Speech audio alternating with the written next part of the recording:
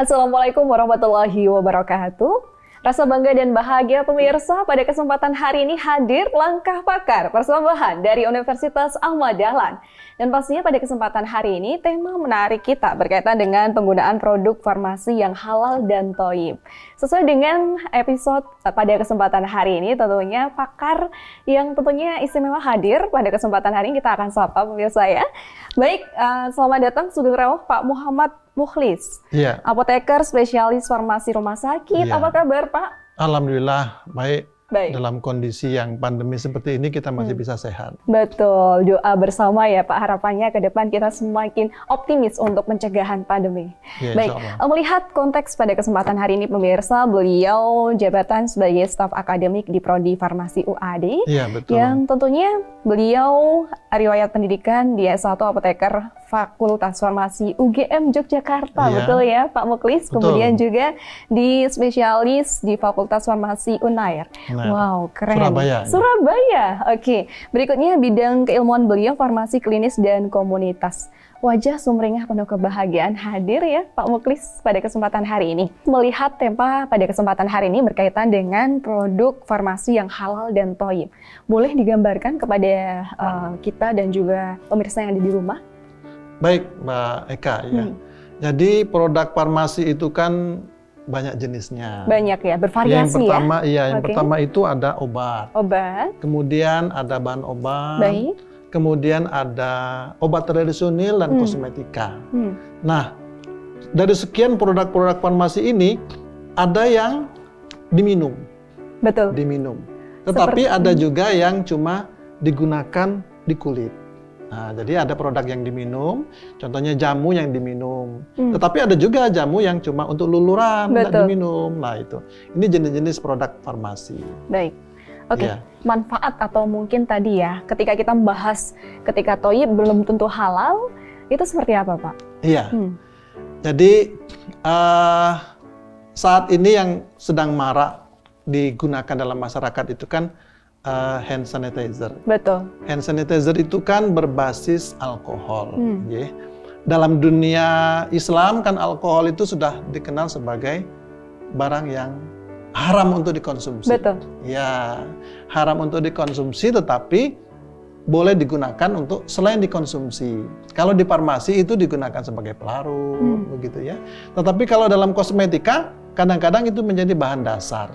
Contohnya nih Pak, karena kan kita keseharian pakai kosmetik gitu ya, apalagi pemirsa yang ada di rumah juga seperti itu. Iya, baik. Contohnya tadi hand sanitizer yang sekarang sering dipakai, itu kan berbasis alkohol. Baik. Jadi hand sanitizer ini tidak mungkin akan mendapatkan label halal MUI, karena memang alkohol. Betul. Ya. Dia tidak boleh diminum, tetapi thoyyib untuk digunakan saat ini untuk membersihkan tangan dari virus, kita menggunakan hand sanitizer yang berbasis alkohol itu. Baik. Dia thoyyib, tetapi tidak halal untuk dikonsumsi. Jadi tidak boleh disemprot di mulut, cerot, diminum, jadi tidak boleh. Baik. Dan tentunya ini kita bisa memilah dan memilih seperti itu ya Pak Mukhlis, produk apa saja yang bisa kita gunakan. Tadi kan kita udah bahas nih hand sanitizer, kemudian kalau kosmetik entah itu blush on, lipstick dan lain sebagainya itu seperti apa Pak? Baik, Mbak Eka. Jadi di dalam farmasi itu ada sifat-sifat bahan yang namanya suka air dan tidak suka air. Hidrofob itu yang tidak suka air, dan hidrofil yang suka air. Jadi ada beberapa barang kosmetika, bahan-bahan kosmetika ini yang bersifat hidrofob. Contohnya lipstick atau foundation. Foundation yang suka dipakai oleh wanita begitu ya. Nah ini kan sifatnya menutupi. Jadi dia hidrofob, tidak suka air. Nah kalau seorang wanita itu menggunakan foundation kemudian berwudu, maka air wudu ini tidak bisa mengenai kulitnya sehingga menyebabkan tidak sempurna wudunya. Nah, sehingga kalau wanita itu pakai foundation, sebelum berwudu dia harus cuci muka dulu, membersihkan dengan pembersih foundation. Sudah bersih, baru wudu. Nah, demikian juga dengan lipstick. Ya, lipstick itu kalau mau wudu harus dilarutkan dulu, dibersihkan dulu. Karena sifatnya hidrofob itu tadi, dia menyebabkan air tidak bisa menyentuh kulit.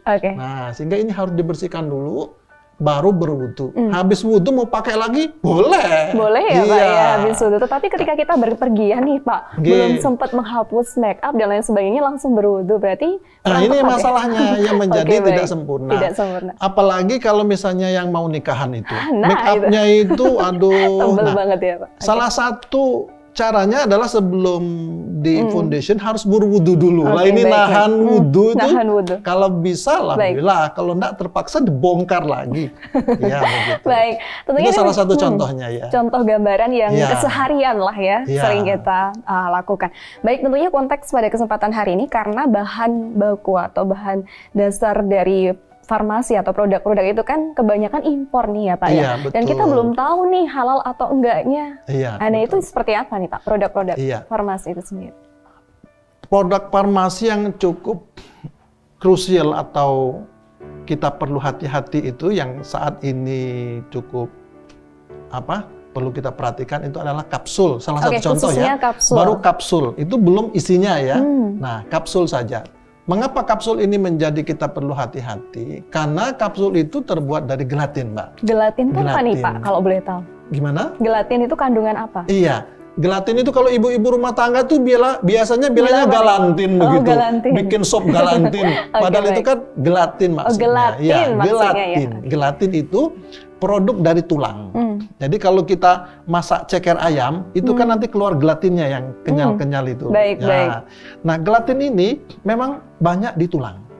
Nah, sementara ini produksi tulang kalau di luar negeri itu terbanyak dari babi. Gitu loh.